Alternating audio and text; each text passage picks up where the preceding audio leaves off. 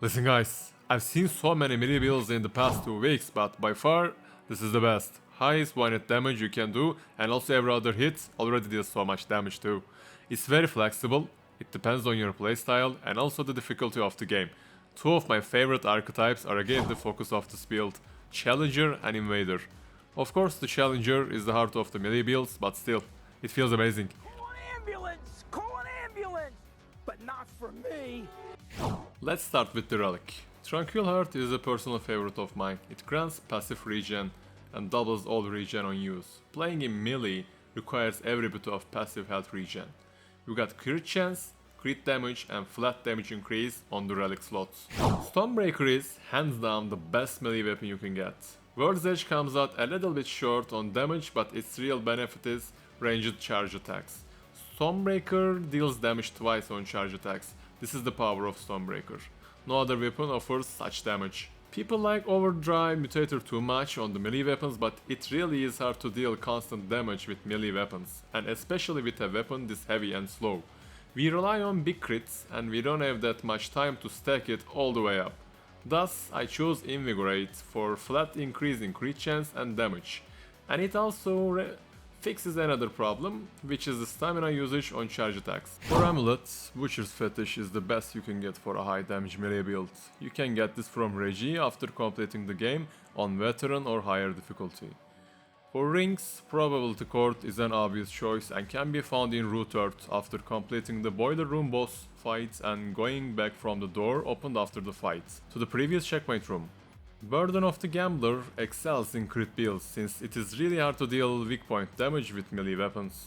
This is the best choice and can be bought from Cass in Ward 13. Haymaker's Ring is another awesome ring you can get from Root Earth after Ashen Wasteland checkpoint. It gives us 15% melee damage increase considering our weight. Fey Warrior Ring also gives 15% damage increase for melee attacks. It is random wardrop in Lossum.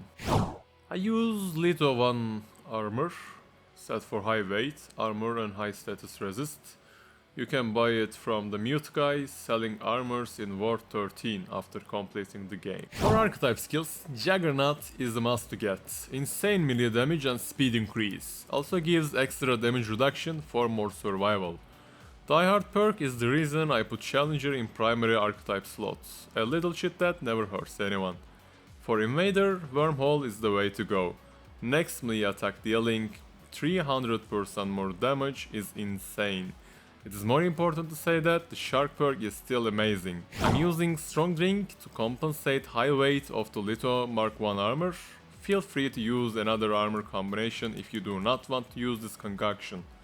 But 75 weight is a must for highest possible damage. For traits, Strong Back and Untouchable are the base traits for our archetypes.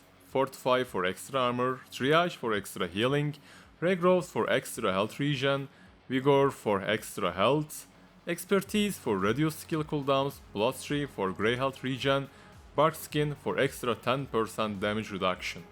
As I have mentioned, it's a flexible build. There are alternate options for this build. These amulets will give you more defensive options and rings will provide more utility in your kit.